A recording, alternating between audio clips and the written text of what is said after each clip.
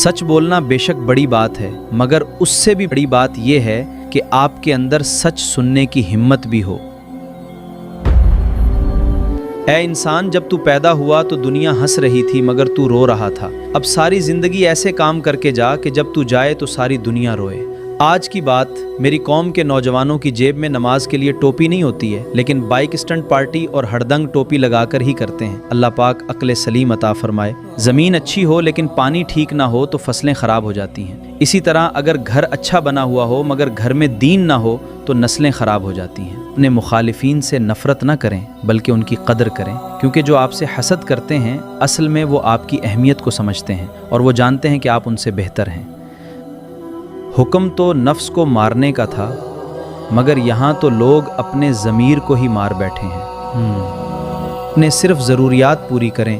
ख्वाहिशों की प्यास जितनी बुझाएंगे उतनी ही बढ़ती जाएगी और फिर आप पछतावे के सिवा कुछ हासिल नहीं कर पाएंगे। आपका पैसा या रुतबा नहीं बल्कि लोगों के साथ आपका बात करने का अंदाज़ की असल तरबियत बताता है। ज़िंदगी एक सफ़र है, मंजिल नहीं। बस ज़िंदगी बेहतर गुजारो।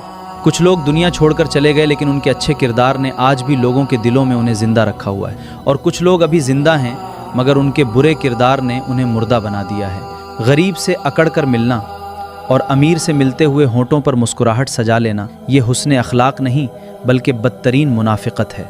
गौर कीजिए साहिब, ईमानदारी से अपनी ज़कात अदा किया करो, क्योंकि अगर अल्लाह पाक ने तुमसे तुम्हारा माल छीन लिया तो तुम ज़कात मांगते फिरोगे।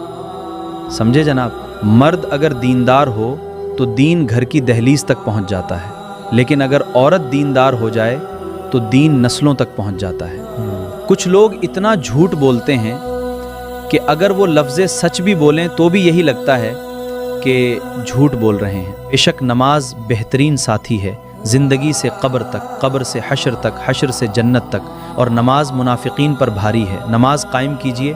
बीवी के लिए उसका शौहर और शौहर के लिए उसकी बीवी से बेहतर कोई साथी नहीं है। छोटी मगर बहुत बड़ी बात, सुभान अल्लाह। गुनाह सबसे होता है लेकिन गुनाह का एहसास हर किसी को नहीं होता। इसलिए अपने ईमान को इतना मजबूत करें कि तौबा के बग़ैर सुकून ही ना मिले। ज़िंदगी को सीरियस लेने की कोई ज़रूरत नहीं है, क्योंकि यहाँ से ज़िंदा बचकर कोई नहीं गया है। इसलिए आखिरत की फ़िक्र करो और अल्लाह को राज़ी करो।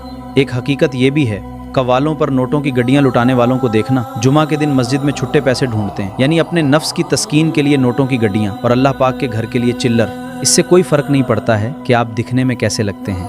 अगर आप लोगों के लिए आसानियां पैदा करते हैं और उनके चेहरों पर मुस्कुराहट बिखेरते हैं तो आप दुनिया के खूबसूरत तरीन इंसान हैं।